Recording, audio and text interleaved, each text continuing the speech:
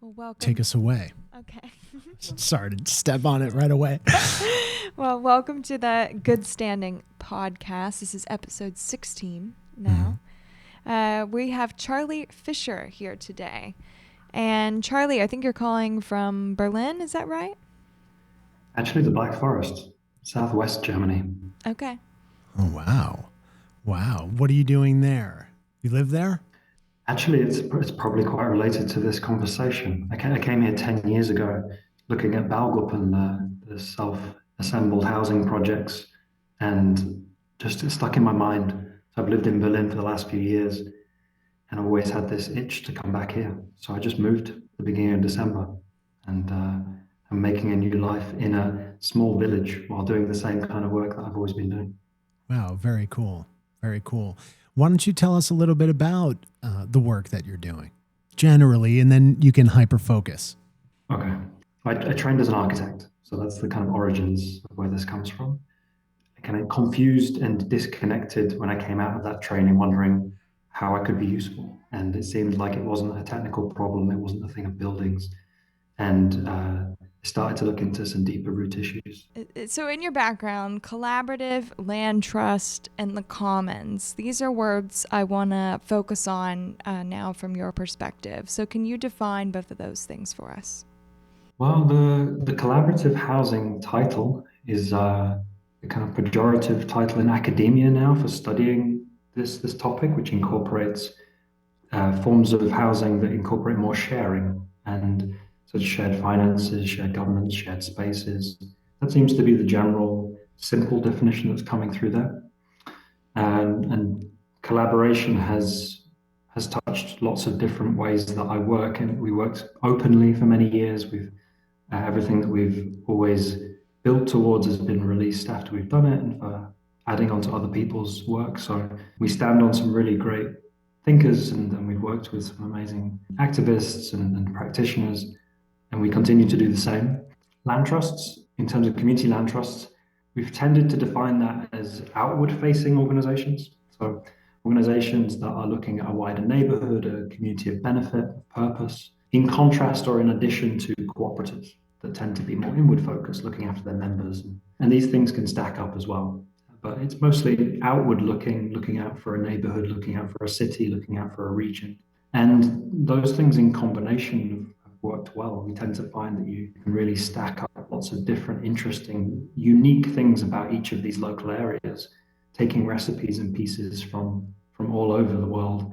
But once you assemble them in a local place, they create something completely different. Tell us about one of your projects in detail. Like, tell us about the region that it's in.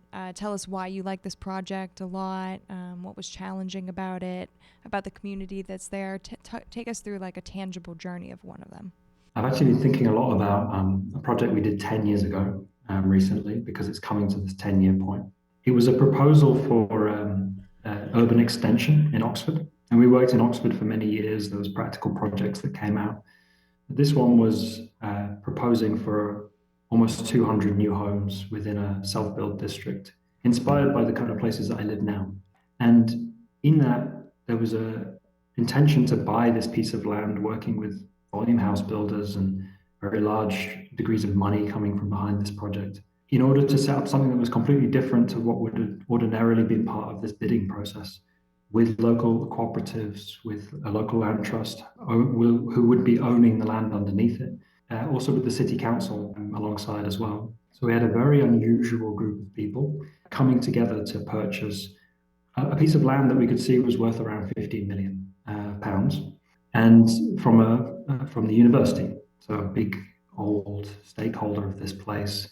The university itself doesn't usually own much property and had this piece of property. And it was the first occasion where I really got to understand how the various agents on the other side, the landowner and others, are not particularly realistic about what they are making decisions on and the effects that has on future delivery. So an aspiration from the university, say, for wanting to be able to house their staff more adequately, comes in conflict with, when they're selling the land, wanting to get the most money for it. And in this case, we knew it was 15 million pounds. When the agent came back and said, we're looking for higher bids, it was 17 million. We managed to squeeze into that in collaboration with everyone else, trying to find ways to do it. In the end, the land sold for 22 million, the highest bidder. And we know that we can do affordable housing, cycle routes, green energy for 15 million pounds to pay for this building, for this site. And we know everything's going to change as a result of taking a bid of 22 million in terms of the economics of this scheme. And then we watched over the subsequent years, everything slowed down, lawyers come in, it changes the negotiation processes. It wasn't the one that we were bidding into. And you see the doctor's practice disappear. You see the number of houses get more sterile in their planning, less community space, less green infrastructure.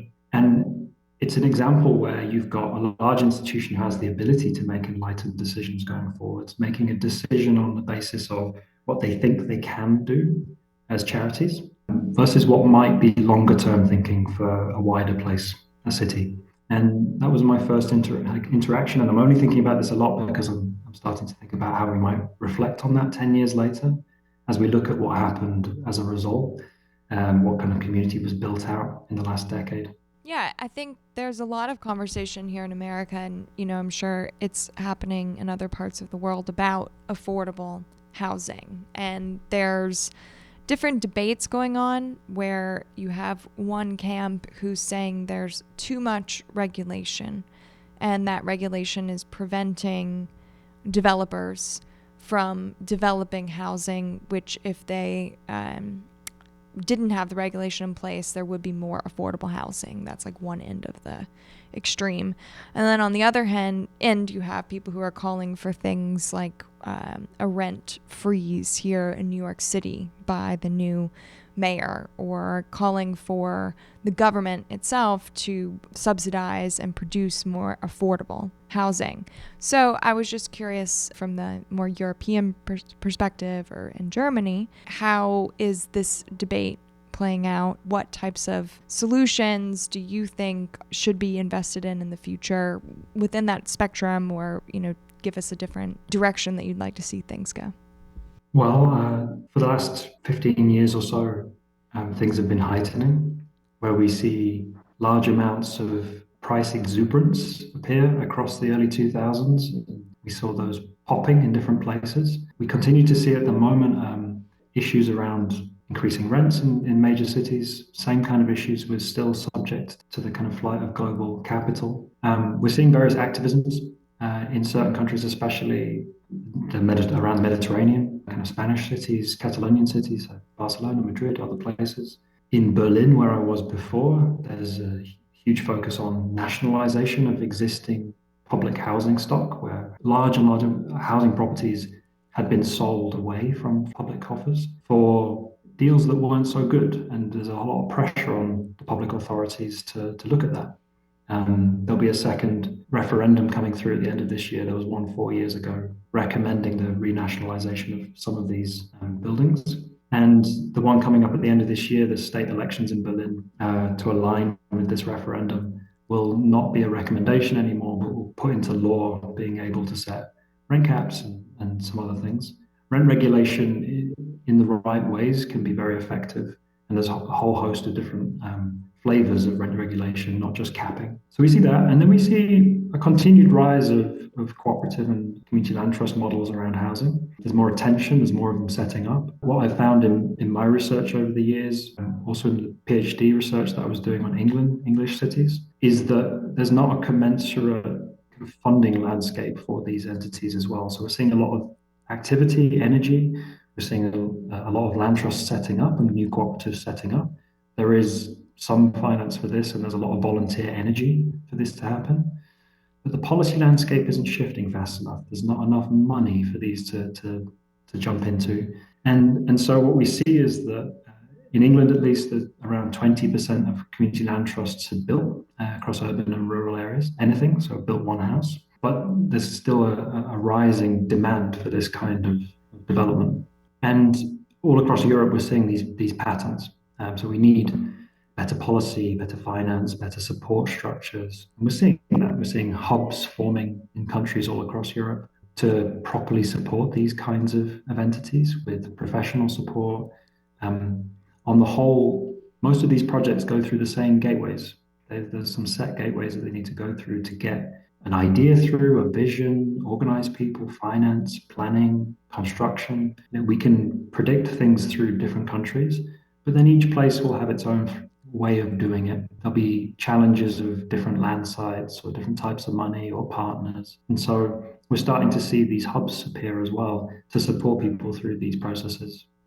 Going back to England, because that's where most of my experience comes through. We saw one of the largest grant funding programs since the 70s or 80s come through the community-led housing sector, which is called that. And what we saw in the reflections on that program was that money was made available, but there wasn't the support until much later on. And so the hubs network started 2 or 3 years after the capital funding, the money for the buildings. And so these things don't quite align, or they're still being tested to make sure that support and the environment ecosystem comes at the same time to support the kind of people that are doing this as volunteers, who would otherwise do other things with their evenings often if they weren't doing this. They're teachers, office workers, they're nurses, they're spending their evenings and weekends trying to figure out how housing could be different for them and for other people into the future. And it represents a kind of broken system. So these people that are volunteering, are they volunteering to set up a cooperative land trust or collaborative land trust in their region? Do they have like a group of people they're working with that they want to all live together, or what does that look like? It really depends. I mean, community land trusts they're purely about taking the land off the speculative market. So they sit as a base layer to being engaging with the land, but they can have lots of ways of doing it, like I mentioned at the beginning. And on top of that could be a self-organized housing group that are doing it for their own homes. There's intergenerational groups that are looking to deal with challenges that we're seeing across Europe. I read an article this morning. Switzerland's having quite severe issues with the housing not being appropriate for an older generation now. We've seen that for a long time, but it's getting to breaking points in different parts. There's real stresses on the system. So intergenerational options become something that's interesting, not necessarily living in the same properties, but amongst each other, overlapping, their interrelation, more opportunities for serendipity that occurs between these different houses. And then you've got people wanting to get behind regional strategies, building out neighborhoods and taking a bigger scale to this for areas of their villages, towns, cities that could be more just distributive, the ways in which this can be offering future generations something different. There's pioneers out there. And we've been workshopping on this over the last year under the title of exclosure, because most of my work has been analyzing and responding to the conditions of enclosure. In England, we've got 800 years of moving towards enclosing lands, putting up fences, driving people into cities. And then once they're in the cities 100 years ago, just over 100 years ago, we start to see the first elements of provision needed in housing. People no longer have the existing structures that they had before. And so a state has to emerge out of this in the decades after that in order to look after people, to give them clean water, to give them secure shelter, in a way that previously there was a lot more camaraderie in the rural areas. And this took a long time. This took after 1400 was the first Enclosures Act, early 1400. And my personal thesis is this affects so many other parts of what we see as being severe challenges, severe pains of operating today in so many systems, whether it be food or energy, housing, is that there's lots of roots to these across the world, of these moments when things that were shared, things that were common, were enclosed and people were driven into different directions. And so exclosure offers something of an antidote or a kind of way of demonstrating a different way that I think depicts these kinds of organizations, these kinds of groups, movements, in that exclosures are a fence within a fence. They're a place in which you can demonstrate an entirely different way of something happening, as theorized by Jessie Kate Shingler and Primavera de Filippi. So this kind of a topic of exclosure also flows into the topic of institutions as well. The places and land sites, third spaces in which we can test new ways of doing things that are within the rule set of the existing system, such that they're not going to be contrary or capturable.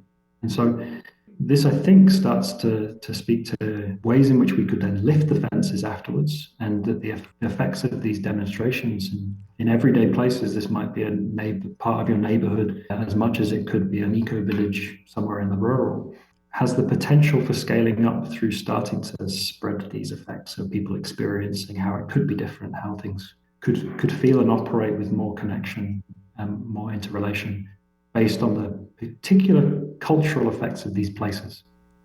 So, would you say that there's a business model that's being defined right now, which is a real estate developer with this collaboration of different community members in mind at the core of how a space is being, or a piece of property, I should say, plus different spaces that could be on that property, whether that's for living or other types of activities. A real estate developer with that type of intention is something that someone can do now, and it's a profitable enterprise, and it works in terms of it ends up with the results of creating more opportunities for people to, live together in common? Or is that more like just now getting worked out, and it should be something that's viable in the future, but we're not quite there yet? Where do you think we are from your experience? I think this is old. So I think since, at least in Europe, as I've said, much longer as well in terms of self-organized housing. But since post-war periods, especially across the 50s and 60s, we had models being deployed that are very similar to the ones today, well resourced and trying to attract groups of people towards changing their local neighborhoods against cities and regions that had been heavily bombed or in a state of bad disrepair. So there was an urgency there in order to address something. We see this then across all the other decades under different names: self-help housing, self-build, intentional housing, and eco-villages. All of this has moved through and been there in waves. What we've seen in the last couple of decades, is a ongoing, also a rising type of business model that's approaching in line with this new set of housing providers that are interested in delivering, but over the last 30, 40 years have been operating under very different terms. In the 80s, global finance affected the way that housing delivery was done. And that's not to say that it was all rosy before then as well. 100 years ago in England, they were very focused on trying to do private house building support, and then realizing very quickly in some of the post-World War One policies that they just weren't building for need. They would never build for need. Neville Chamberlain, before he was Prime Minister, made some very clear statements on this, that the private house builders weren't going to step forwards on this because it doesn't meet their own priorities. And what's interesting is, and what I was looking at 10 years ago when I came here down to the Freiburg area, is there has been a business model starting to appear that allows sites to be assembled by groups of people to acquire them at lower rates as a result of that, or facilitated by their councils, their local administrations, and to do something with more choice, with more green infrastructure, more solar panels, or different ways of heating the properties, more spaces for children to play, and perhaps less attention to cars in a lot of places in Europe, because people were saying actually they didn't want that. They wanted the cars to be pushed to the edges, and they wanted more gardens, collective and private. So we've seen an increase in that. I think it's also important in the years to come as well that those types of models are being challenged at the same time. They also have come under critique of not managing to provide the right amounts of affordable housing, that their profit levels are such that the land rates in local areas are going up, and people locally can't afford to live there. And so the tactics are changing. I think the final part of this answer for me is a recent focus on relational finance. David Bollier, a kind of very well-esteemed commons commentator and author, released a paper last month talking about ways to work towards transinvestment. What he saw as bringing capital into our local neighborhoods, but then locking its capacity to disappear again, and then transform it as well. So transform it so that it distributes into places in which it can hold into the land more effectively, places, people, businesses, local things, before it before it changes, before it leaves. It's like creating a firm boundary for incoming capital from the finance sector. And I think that starts to create some powerful conversation topics for how we might think of finance differently. In our workshops, we've talked about it as like a water table. And at the moment, it's sliding straight down to get to the mouth of the river. And what would it be if we planted certain things that held water in this table more effectively, that rerouted new channels in order for it to cycle and hold and affect more people? This, I think, relates to a new way of thinking about land trust and housing finance, such that we don't fall foul of the lessons that we should have learned already about some of these routes that we've tried and we're learning from. So what would that look like? Some common infrastructure that appreciates over time that the community benefits from? Or what's an example? I mean, I don't think we've seen the example yet. I think there's lots of people trying different parts of this. One attempt, the reason that this stands out quite strongly for me is that I've been thinking about this or trying to figure out this exact issue for quite a long time. And I'll parcel it into two projects. One is a housing model that came out 25 years ago called mutual home ownership, which is shared equity cooperatives in different other places. And this looks to use land trusts and co-ops in tandem to create housing schemes. In this, you pay what you can based on your income, and then the ongoing costs are shared across the wider scheme. And as people leave, then they fill that gaps with creating their own funds. So the scheme itself is the collection of maybe 20 homes are all paying into a general fund as they're paying their rent, and that's continuing to be able to fill the gaps so that they can perform the role of being their own bank. And I think there was very inspirational work done 25 years ago to examine that from the New Economics Foundation and others. And I think if we see more of that kind of activity, we start to see some anti-fragility play out in our neighborhoods, because you start to have that buffer to be able to react to shocks, to make investments, to upgrade your solar panels, to buy new features for your kitchen locally. And so I think that's part of it, is the way in which we encourage this to happen all through society, little places through to bigger schemes.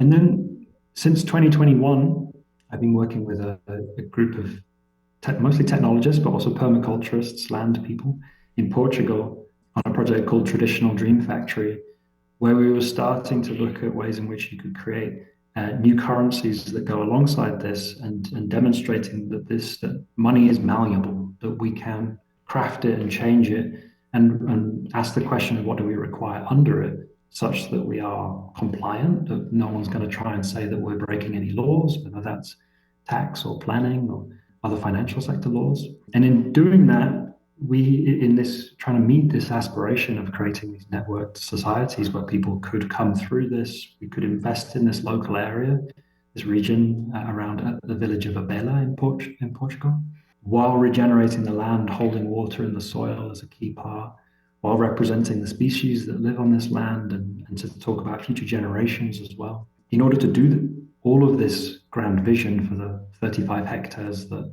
Traditional Dream Factory is building out, we needed to found a Swiss association to be compliant, to be able to issue this currency ourselves, and for others to be able to do it in the future.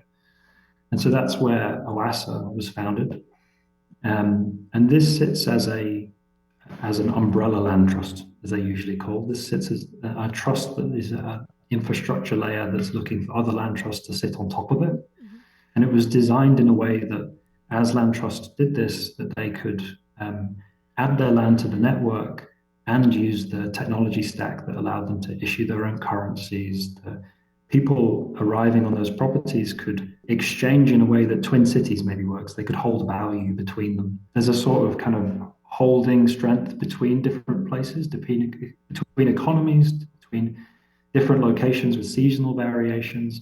I think we're going to see a lot more experiments with coming forwards.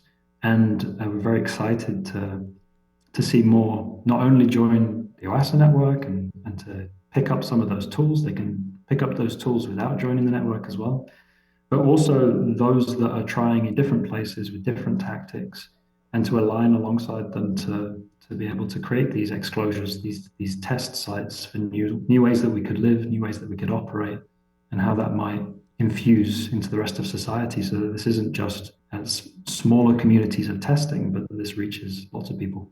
So tell me about, say that I wanted to get involved with the traditional dream factory in Portugal. What would that look like? Let's say that I'm a resident of Portugal, and let's also say how do I get involved if I'm not a resident of Portugal, or could I get involved? But just tell me about the real life experience of what that would be. Well, in this case, there's lots of events throughout the year. So there's one of the key vision kind of holding the North Stars of this project was around the local village. And they still have community festivals, like local neighborhood songs that are sung about this place. And we said from a very early stage that there would be richness that we're losing as well if they stop singing these songs, if the festivals aren't happening anymore. And these places are aging, that there's no longer businesses in these places, and people are moving to the bigger cities in Portugal. And this is happening all over the world, of this kind of move of the younger generation where there's no longer rural jobs in that way. And so this kind of mutual understanding of the success of this project is also the success of this local village, led to lots of events happening in the year, hosting festivals, hosting food events, music, an art festival that's set up. So these happen throughout the year. The Abella Art Festival is hosted in the autumn each year, the fall. And this is the principal way that people come through those gates, is joining a permaculture training event, or joining one of these tree planting endeavors, or coming to the Abella Art Fair or one of the foods events. And so that's been the reason that thousands of people have come through each year. And local people find this. There's obviously, when anything like this starts to be proposed, there's also friction locally, as people understand, what does this mean for this local area? How does this affect us? And that over the years has opened up conversations about, well, what's the future of this local place, what could be possible in other places nearby, and a lot of communication between those that are doing that. There's been quite a lot of encouragement for local Portuguese people to be involved. I would say there's a lot more work also to do to make it appropriate to more Portuguese people in this local area, where people are not living there as much, especially younger people that may want to engage with this kind of project. But there's various different initiatives and endeavors to do that, and to go beyond it being like I said, like beyond a demonstrator site, to actually being able to get involved. And then technically, contact on the website is the principal thing beyond an event, and people can set up their own profiles on the Traditional Dream Factory website. They can buy the token without asking anybody the currency of this project. And the currency represents one night of stay there in basic. So it's an access token. It's very simple. And it rolls over at the end of each year. So if you hold one token, you go one night, or you go for a week, you can come back the next year. I think we've done comparisons of this with the local Lisbon rental markets. We start to see a lot more affordability infused by doing this way, by sharing the costs, by raising finance together. It requires traditional finance as well, and European Portuguese finance.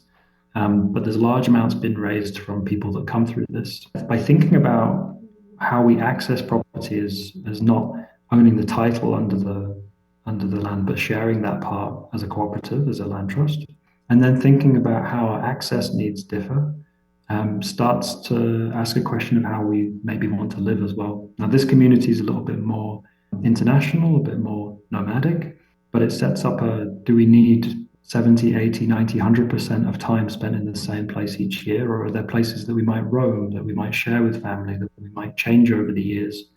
And in this case, I think that the bit that I'm excited about is to see more people playing around with what it is that they could shift about, things like tenancies and ownership, such that when it comes to deciding that you've been in a place for 10 years and actually you're ready to move, or you've got a new job, the cost of doing that is very high, of conveyancing fees, lawyers, moving, alongside all the other costs that you may have moving all your things across to another place. So simplifying this process such that you can sell into your community your shares of that place that you may have built up slowly over time, offers up something that's slightly more flexible than what is quite costly and traditional at the moment and less digital. Yeah, very cool. I mean, I think there's a lot of people that are interested in this. It's just like, have the systems really been worked out to enable this? So that's what's cool about OASA. That's empowering people that want to set up community land projects like this. So have you worked with anybody in the United States? Have you had anybody reach out who's like, I want to set up one of these land in common projects? On OASA side, there's been conversations. There's a real European focus at the moment in the projects. In terms of my working, I've worked very regularly with the International Centre for Community Land Trusts in Vermont, who write the handbook on community land trusts. Wow. So we've shared a lot of dialogue around traditional Dream Factory and have a course that we've been engaging with over these past years on telling the story of these more technology-infused places as relevant to community land trusts, which will be coming up sometime in the summer, this collaboration. But there's also similar things like this in the US that we talk to. You see them come up and go away. The particular focus on decentralized autonomous organizations that traditional Dream Factory sits alongside people researching this kind of model. We've seen similar projects like Cabin and City DAO test some things, especially new legislation in Wyoming and other places where there's more accepting approaches to being able to do what we did in Switzerland with creating our own currencies. Mm-hmm. And when I say currencies, I'm saying that in a very kind of loose sense, in that it's specifically not a security. It's a utility token for access to property. And that allows us to talk about it as a non-speculative asset and to link it to the land trust more effectively. Yep. Currency is a good way of thinking about how this operates. What have you seen are the benefits? Like, what are the top 3 benefits if someone would say, why do you need technology in a community land trust? Just in a very simple explanation to someone, what would you say? I think that we already live in a networked society. Like, it's very much permeated how we live in rural areas through to cities. In terms of our use of smartphones, in terms of our ways our jobs work. I would say that the world of housing has not caught up to that. The land trusts that we engage with and cooperatives, there's people doing experiments, but when it comes to utilizing the effects of networks to share more, like sharing was what I outlined as being the key part of the collaborative part of collaborative housing. I would say that this gives a greater opportunity to distribute resources more effectively between us, to share things more effectively, to spot where there's opportunities coming up, where things are underloved because there's not enough attention on them, they haven't had the resources, the money to look after them over the years, that we can utilize these networks that can spot them. And this might be a small neighborhood local group chatting on a WhatsApp group or something like that, through to people organizing at very large scales. I tend to, the kind of projects that we work alongside, I would say that we're preparing for something that's coming next, the next generation of trusts. And it may take 10, 15, 20 years really to see itself through as seeding into something that is just every day. Yeah. And places like traditional Dream Factory and those engaging with the OASA network, I would say that they're testing something that isn't done at the moment. They're playing around with the edges. And for that reason, I wouldn't advise it to most land trusts, most cooperatives. There's existing ways of financing, and it at the moment doesn't offer the scale. There's not enough people understanding it. There's not the legislation around it. But as we open stuff up, as we share the ways in which we've done this and others do, I think this will become more approachable, more appropriate. For that reason, I think it'll be quite transformative, as long as, from my perspective, that it also enhances the ability to manage land collectively. So let's go like 10 or 15 years in the future. What businesses, platforms, service providers, concepts, business models exist in that future that are going to enable this ecosystem of, we'll say, like collaborative living commons infrastructure to exist? Yeah, to illustrate this question, I'd point to a project in the UK called Civic Square in Birmingham, like a terrifically talented team, playing around with the local neighborhood as people who really understand that place, who come from that place, um, wanting to build local rooms, libraries, shops, cafes, restaurants, accommodation, in order to support the ability of this place to be able to cope with the shocks that are coming, like with a collapsed narrative. That things are going to change, things have changed rapidly, and that local neighborhood places need to be able to weather that. So I think there's a version I'll speak into here that is that the world that we do know has been shifting rapidly and that will continue to do so, such that it will require these kinds of interrelations. Now, that's not easy to swallow as a message either. It shows up in different ways in different parts of the world, and various other parts of the world will be affected much more deeply by this. But it's going to touch all of our lives.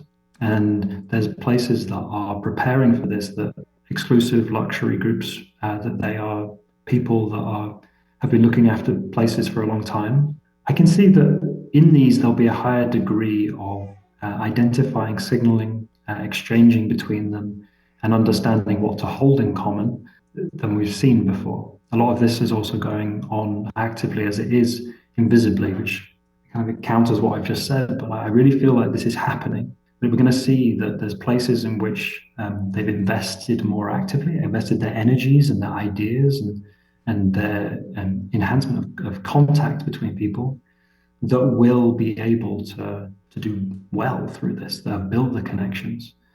They'll be able to grow food. They'll know how to reinforce local kind of mending DIY structures. That they'll have their own ways of financing, sharing value, acknowledging. And these experiments that are happening, I think we'll start to see these places come forwards as offering something really strong when at the moment it's easy to see them as fringe because we've got used to outsourcing. It's very easy for people for you to wake up in the morning, be mean to everybody that you meet, to be rude, to not contribute locally, and you'll still have food in your belly, you'll have shelter over your head. We have enhanced the ability to outsource our responsibility to each other. And in certain cases, we've become afraid of stepping across that boundary collectively. I think we'll see places that are endogenizing those values, bringing them back in, not trying to push them away, but understanding that we are all related, that we do have these interconnections. As much as it seems like we can push them away and ignore them, that we are reliant on others, which I think kind of calls into question the narrative of survivalism, or that we have to go off grid and we have to kind of have our own resilience as small individual households or families. I think really that's not going to hold up to much water. I think it's those that have managed to find ways to really honor and respect the interrelation that are going to be shown to really be able to weather what's coming next. Nice. Yeah, that's beautifully put. So if me and like a few friends wanted to get a collaborative land project going, and let's say we have limited knowledge about real estate, about governance systems, about the legal structures, are there incubators out there? Are there resources? I think you mentioned this like Vermont Land Trust Guide, but what would be what exists to guide people through that process? And if it doesn't exist, do we need more things like this to help people basically adopt these models and set them up? Yes, we need more of this, but it is also out there. Yeah, in the US, there's it's called Common Ground, the infrastructure agency that sits around and supports people. There's the handbook that I mentioned earlier, the CLT Community Land Trust Handbook, which covers places all over the world and is written in many languages. The publisher Terra Nostra Press publishes things that are on specific issues as well in specific places.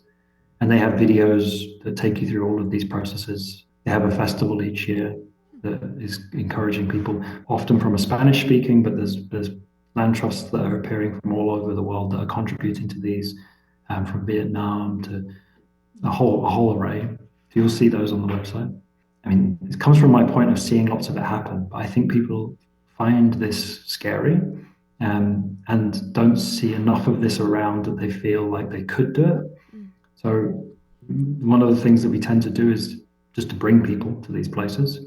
Mm-hmm. And that's the same with officers of public administration, so council workers, is the best thing often to try and get support structures is to bring them to places and see that it's possible and see that it's not scary. And there's a whole range of different ways that it could be. It's not necessarily people sharing a house together or a rural eco-village where there's a very kind of different way of living that's kind of shocking. There's urban communities that are doing this in a whole host of different scales. And so seeing it happen is one of the ways. Over time, I've seen that really trying to encourage people to collaborate with entities that are already there. So there's people that have been doing this for decades nearby, most people, and they're willing to support. They're willing to maybe help buy the land with you where it makes sense, offer money where it makes sense. These exist, and they're getting better connected. From my perspective, when it comes to it's the exact question you asked me around a group of your friends, I'd always say keep it small. Yeah. There's often people walk into this and then grow quite quickly. They think they need a lot of people in order to do this. That also increases the complexity of doing this. So I think keeping it to a small group in these early days, understanding who has to go to the council meetings. Better if it's just one or two people, not 10 people turning up at the council. Who's the best people to talking to the bank and being able to engage with the planners and the architects, or in buying a new property, engaging with the agents and supporting the existing owner to kind of consider the proposal in a different way. We bought a house over 10 years ago in Oxford as a cooperative, and we weren't the highest bidder, but we wrote a letter to the person and we talked them through, and they decided to choose this group because they wanted to see a future that they could impact. And Nice. this is possible just by relating, by asking. So keeping small, I think, is often a really good way to make sure that it happens. And not doing legal things until you need them. And often that's a difficult catch-22 because often you need an organization before you can take on money, you can get bank accounts. And so there's a lot of risk that's held in the first few people. But I think it's worth seeing what opportunities come up. Is it a piece of land related to a church? Well, that might change the way in which you need to buy it and the organization they can transfer to. Is it in a public body? Is it a piece of land held by the city? Is it a very ancient institution? All these change it. The example that I gave you at the beginning of that very large and new site on the edge of Oxford, the fact that this was an old institution changes the way in which you engage with this. Okay. So take it step by step. It's possible. People are doing it all over the place, and find the flavor of it that suits what it is that you want to do, how you want to live, how you want to do things in the future. There's always some tension in the cooperative world around leadership, right? Like sometimes these projects, in order to come into being, have leaders in the beginning, and they have this goal of more egalitarian structures that emerges out of their process. And it seems like there is a healthy tension there, which is there is probably a heavier responsibility in the beginning that a certain individual or group of individuals might need to carry for the benefit of the many. At least that's how it seems to me. And I was just curious if you have observed that playing out and if you've seen maybe some lessons that you could share about how that transition between leadership to more egalitarian roles and responsibilities can occur in the best way. Yeah, seen very, very many different types of leadership. I think, as I've discussed, the wider society that sits around people trying to do this, it affects also the way people learn to lead, the way in which they've had childhoods that support them to step forwards, that they've had teachers that demonstrate different ways of working within other people. And that changes the way people come to these projects. There's not a kind of magic difference as you step across the threshold into this kind of project, into this kind of vision. We carry with us all the things that have come before. I think what I often see is an openness to communication that transforms people over a few years. So you see the ability to move into this and to make things happen, to bridge these two worlds, to get deals with finance, to get a planning permission through. Like all of these take very specific skills that most people don't have, and they learn it through the process. It's unfortunate, I often feel, that they have to learn this because it takes a lot of time. It's very difficult often. There's many times on that where they get let down by the process, that the money doesn't come, that they don't get to buy that site that they've been working so hard on. And so they learn skills in order to do something that is challenging. The thing you're pointing also to here is this transition point where someone with the characteristic and skill set to get someone across the line there also there might be a very specific skill set that needs to come in order to go for the continuity, the maintenance. Once you've got the thing, it's a different set of skills. We watch people step down from these positions so that they recognize that there's a skill set to start, to vision, to get through the early stages, to get it through the construction and the happening phase. And then when you're at the live phase, we see people transitioning, changing, shifting. We also see a rising up of with that tension of other people coming forwards and saying, well, actually, we want to live differently. We want to shift this. We want to change this. We often see this also with younger and older communities where there's a real kind of power shift over generations, or early stage projects that often can be a certain characteristic that gets this built, and then yet there's no longer needed. I think I made that point, but it's we see very different forms of this, and it can be kind of destructive as well if it's not addressed. So it does need, this tension does need to be addressed in projects, and people facilitated through to understanding how to achieve the vision at different stages. So facilitation can help, like sort of an outside facilitation to a group of people in this case.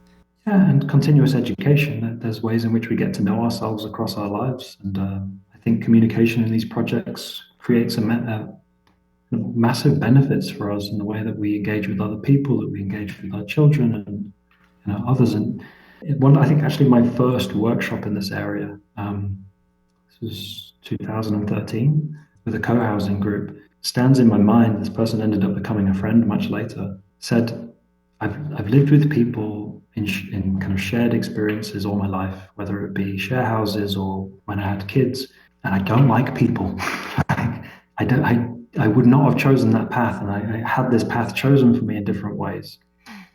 But looking back, I wouldn't have learned the things that I learned through coming into conflict, through shifting, I've gained such skills as a result of being in groups of people, learning how to get along, and they valued that.